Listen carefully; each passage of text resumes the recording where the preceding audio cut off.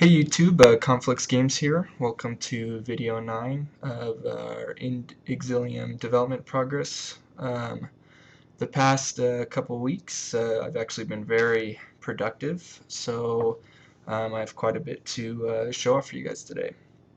Alright, let's get started. We'll go ahead and make our character here. Let's call him player and randomize him. Alright, so first thing you'll notice is that I've kind of developed a very basic structure for how the demo scene's actually going to look. You kind of have this central hub area here that's going to act as where all the NPCs are, and kind of where you can regroup and not associate with any enemies, and you'll buy all your items and so on and so forth here. And then from this area, there will be kind of expansions out leading to things that you'll be able to do. It's not quite decided everything that's going to be in there so far, but I'll be able to show off a little bit of that in this video. Alright, so this guy right over here is the merchant NPC. We'll take a look at him a little bit later. I got some NPC stuff working again. One of the cool little features I want to show off right now is this kind of transparency here. So if you walk behind an object that would normally prevent you from being able to see your character, it'll now just turn transparent, and you'll be able to see through it. Alright, let's go off to this first expansion over here. This expansion is going to be basically where all the monsters are that you'll be able to hunt or and collect items and be able to try out new skills and stuff. So I just still have the kind of the training test dummy guys up here, so we'll go ahead and kill a couple of these guys. So we still have our skill casting working.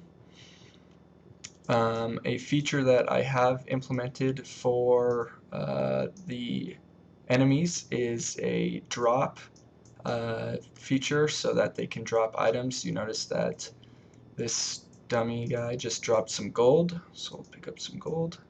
They can also drop swords and other items. I'll just kill a couple more here. Oops, looks like we got sharp sword there. Some more gold. Alright, so check out our inventory. We'll equip short sword. And another feature that I'm going to show off here is items breaking. I've re-implemented the broken feature for items, so each item has a certain amount of endurance. You can see this guy here has 8 endurance left, but every time a weapon hits, it gets endurance removed, and when it gets to 0 endurance, it'll break. So we'll see that here in just a sec. We've got a couple more hits. There we go. Alright, also another thing that's been re-implemented is the game messages down here. You just saw we got a message saying that our short sword broke. And so we can look at our inventory now. A broken item is indicated by being kind of grayed out, and it'll have this red indicator around it that just means that it's broken.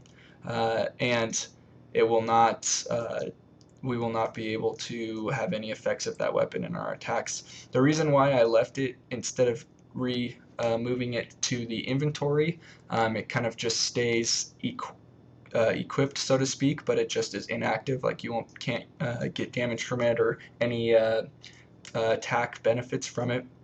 Is because if your inventory is full and an item breaks, a situation arises where you don't quite know what to do. Do you drop it on the ground when it breaks, or there's just really kind of some confusion around what the best thing to do in that kind of situation would be. So I just left it so it's still equipped, and you'll be able to unequip it and repair it at your own time. So yeah, if we try to re-equip it, we cannot equip it because it has no endurance.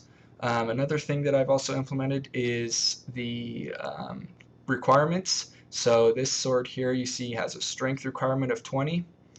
So if we try to equip it, do not meet the regs, or it does not have any endurance, but in this case it doesn't meet all the requirements. So we'll go here, get our strength up to 20, set it, and now we should be able to equip it just fine. Yep, there we go.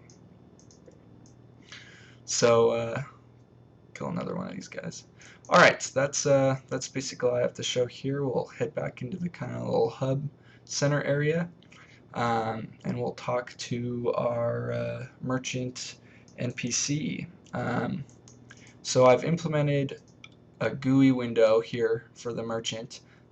He can sell weapons, armors, skills, and then you can sell to him any of those such items except for skills. You can sell and repair and then buy those items. So kind of show off a little bit of that. We'll buy, got to work a little bit on the window layering here. But so we can buy a couple daggers, short sword, crystal blade. We can go to the armor here and kind of get a full armor set.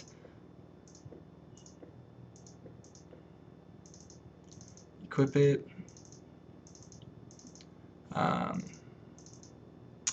And then we should be able to sell whatever we want here. Everything's just going to be worth 1 gold because this is still just kind of a testing phase. So we can drop items in there. It displays how much each individual item's worth, and then the total that you'll receive over here. So we can take those out back into our inventory if we want. We can just sell them all and get 4 gold. You see we have 16 here, so sell. Now we got 20. We can also repair. So this item is at 17 endurance because we hit a couple times, training dummy a couple times. So we'll go ahead and throw that in there. Again, we can remove it if we want, but we'll throw them in there and repair it. All items have been repaired. Bring it back, and now it's back to 20 endurance. So that's about all I have for the NPCs. Another feature that I've kind of rebuilt was the enemy AI. So up here in this expansion is going to kind of be the battle expansion where, I mean, right now we just have a bunch of Mr. Smiths up here. But I've got some basic spell casting AI and some melee attack AI. So some of these guys are casting some spells at me, and some are chasing after me. Now we got them all after me. Be able to take these guys out relatively easily. See, I got to work on some obstacle avoidance. They're kind of stacking up on each other there, so that'll be something for the future to work on. Well, that's about it for this video. Those are all the features I've re-implemented again so far. For the next couple weeks, I'm going to hopefully be working on handling player death and player drops when the player dies. Working on obstacle avoidance, like I mentioned before, trying to get it so, see right now we can just kind of walk through walls and stuff too. Get all that stuff ironed out. And then just start re-implementing all the content back into the game. So getting all the weapons and monsters in and trying to polish up some sort of a playable demo to be able to release. Alright, well that's about all I have this week, guys. Thanks for watching. Feel free to comment, rate, and subscribe. And I will see you guys in a couple of weeks. Thanks.